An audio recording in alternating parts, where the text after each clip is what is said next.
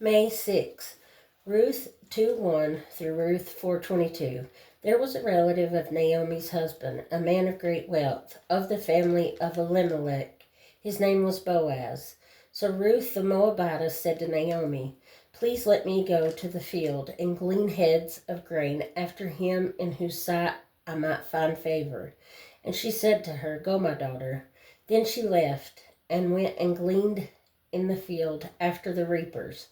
And she happened to come to the part of the field belonging to Boaz, who was of the family of Elimelech. Now behold, Boaz came from Bethlehem, and said to the reapers, "The Lord be with you." And they answered him, "The Lord bless you." Then Boaz said to his servant, who was in charge of the reapers, "Whose young woman is this?" So the servant who was in charge of the reapers answered and said, "It is the young Moabite woman who came back with Naomi from the country of Moab, and she said, 'Please let me glean and gather after the reapers among the sheaves.' So she came and has continued from morning until now, though she rested a little in the house." Then Boaz said to Ruth, "You will listen, my daughter, will you not? Do not go glean in another field, nor go from here, but stay close by my young women. Let your eyes be on the field which they reap, and go after them. Have I commanded the young men not to touch you? And when you are thirsty, go to the vessels and drink from what the young men have drawn." So she fell on her face, bowed down to the ground, and said to him, "Why have I found favor in your eyes, that you should take notice of me, since I am a foreigner?" And Boaz answered and said to her, "It has been fully reported to me, all that you have done for your mother-in-law since the death of your husband, and how you have left your father and your mother and the land of your birth, and have come to a people whom you did not know before. The Lord repay your work, and a full reward be given you by the Lord God of Israel, under whose wings you have come for refuge." Then she said, "Let me find favor in your sight, my lord, for you have comforted me, and have spoken kindly to your maidservant, though I am not like one of your maidservants." Now Boaz said to her at mealtime, "Come here and eat of the bread, and dip your piece of bread in the vinegar."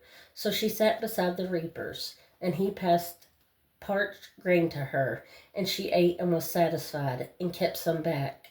And when she rose up to glean, Boaz commanded his young men, saying, "Let her glean even among the sheaves, and do not reproach her.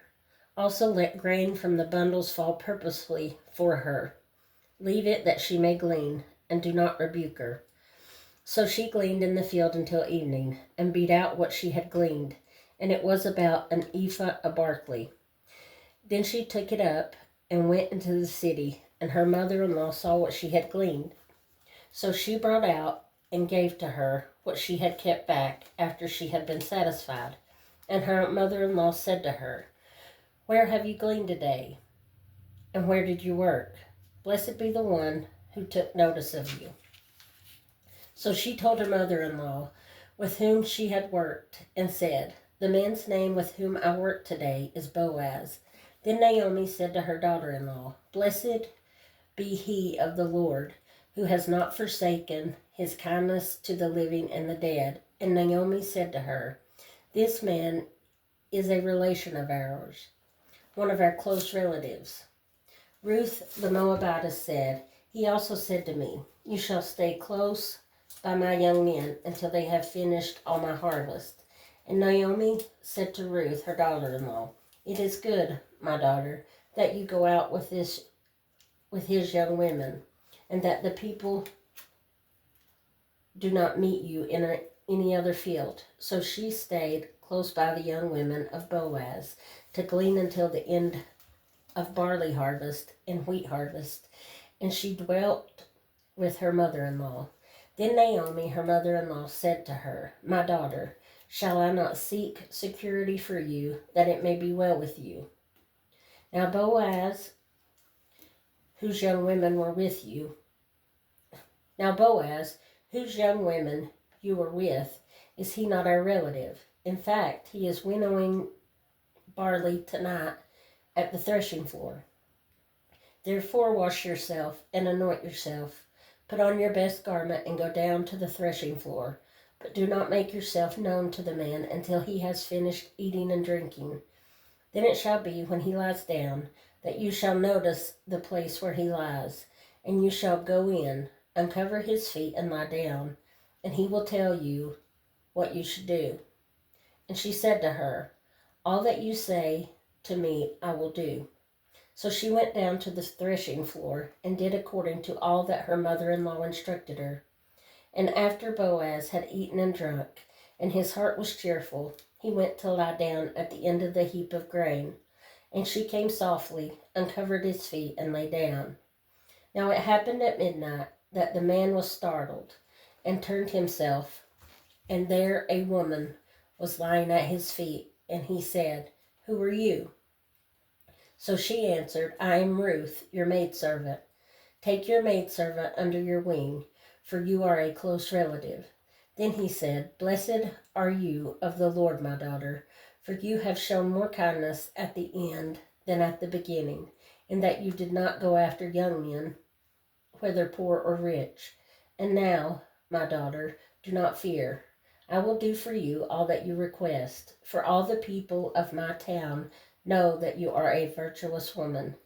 Now it is true that I am a close relative. However, there is a relative closer than I.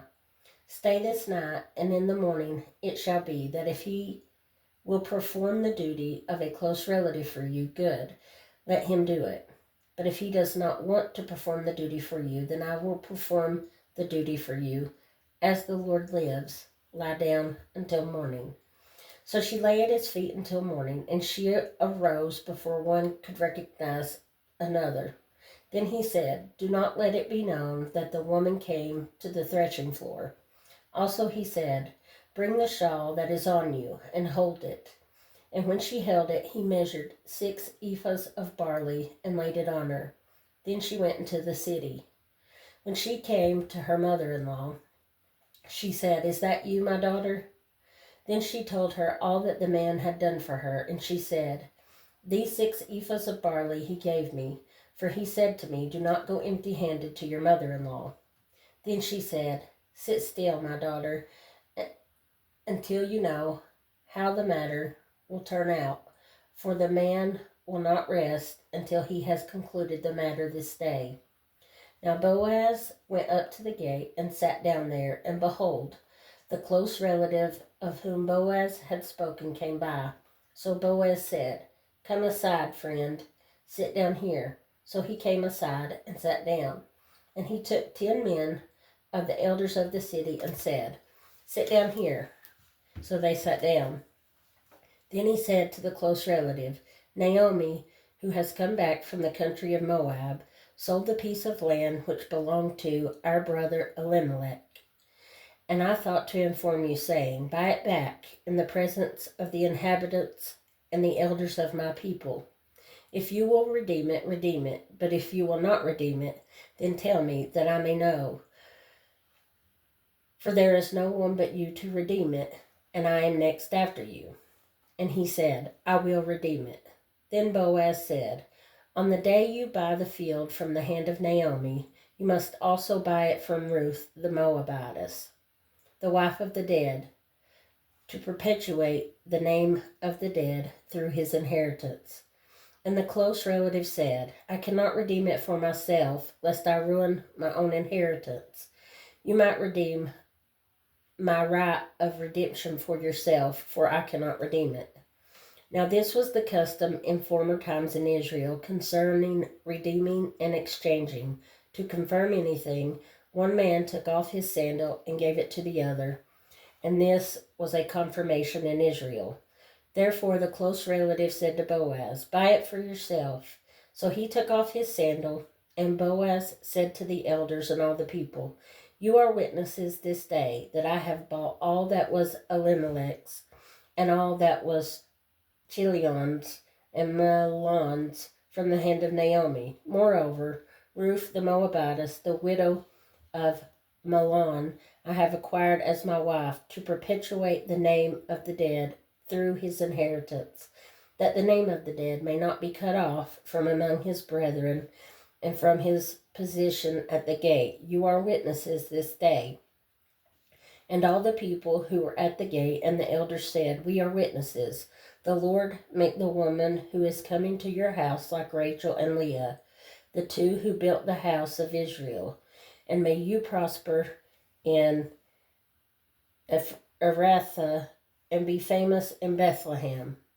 May your house be like the house of Perez, who Tamar bore to Judah, because of the offspring which the Lord will give you from this young woman. So Boaz took Ruth, and she became his wife. And when he went into her, the Lord gave her conception, and she bore a son. Then the women said to Naomi, Blessed be the Lord, who has not left you this day without a close relative, and may his name be famous in Israel. And may he be to you a restorer of life and a nourisher of your old age. For your daughter-in-law, who loves you, who is better to you than 7 sons, has borne him. Then Naomi took the child and laid him on her bosom and became a nurse to him. Also the neighbor women gave him a name, saying, There is a son born to Naomi. And they called his name Obed. He is the father of Jesse, the father of David. Now this is the genealogy of Perez. Perez begot Hezron. Hezron begot Ram, and Ram begot Amminadab. Amminadab begot Nahshon, and Nahshon begot Salmon, and Salmon begot Boaz, and Boaz begot Obed. Obed begot Jesse, and Jesse begot David. John 4:43 through 54. Now after the 2 days he departed from there and went to Galilee. For Jesus himself testified that a prophet has no honor in his own country. So when he came to Galilee, the Galileans received him, having seen all the things he did in Jerusalem at the feast, for they also had gone to the feast. So Jesus came again to Cana of Galilee, where he had made the water wine. And there was a certain nobleman whose son was sick at Capernaum. When he heard that Jesus had come out of Judea into Galilee, he went to him and implored him to come down and heal his son, for he was at the point of death. Then Jesus said to him, Unless you people see signs and wonders, you will by no means believe. The nobleman said to him, Sir, come down before my child dies. Jesus said to him, Go your way, your son lives. So the man believed the word of that Jesus spoke to him, and he went his way. And as he was now going down, his servants met him and told him, saying, Your son lives. Then he inquired of them the hour when he got better, and they said to him, Yesterday at the 7th hour the fever left him. So the father knew that it was the same hour in which Jesus said to him, Your son lives. And he himself believed, and his whole household. This again is the second sign Jesus did when he had come out of Judea into Galilee. Psalm 105:16 through 36. Moreover, he called for a famine in the land. He destroyed all the provision of bread. He sent a man before them, Joseph, who was sold as a slave. They hurt his feet with fetters. He was laid in irons. Until the time that the word came to pass, the word of the Lord tested him. The king sent and released him. The ruler of the people let him go free. He made him lord of his house and ruler of all his possessions, to bind the princes at his pleasure and teach the elders wisdom. Israel also came into Egypt, and Jacob dwelt in the land of Ham. He increased his people greatly and made them stronger than their enemies. He turned their heart to hate his people, to deal craftily with his servants. He sent Moses his servant and Aaron whom he had chosen. They performed his signs among them and wonders in the land of Ham. He sent darkness and made it dark, and they did not rebel against his word. He turned their waters into blood and killed their fish. Their land abounded with frogs, even in the chambers of their kings. He spoke, and there came swarms of flies and lice in all their territory. He gave them hail for rain and flaming fire in their land. He struck their vines also and their fig trees, and splintered the trees of their territory. He spoke, and locusts came, young locusts without number, and ate up all the vegetation in their land, and devoured the fruit of their ground. He also destroyed all the firstborn in their land, the first of all their strength. Proverbs 14:26 and 27. In the fear of the Lord there is strong confidence, and his children will have a place of refuge. The fear of the Lord is a fountain of life, to turn one away from the snares of death.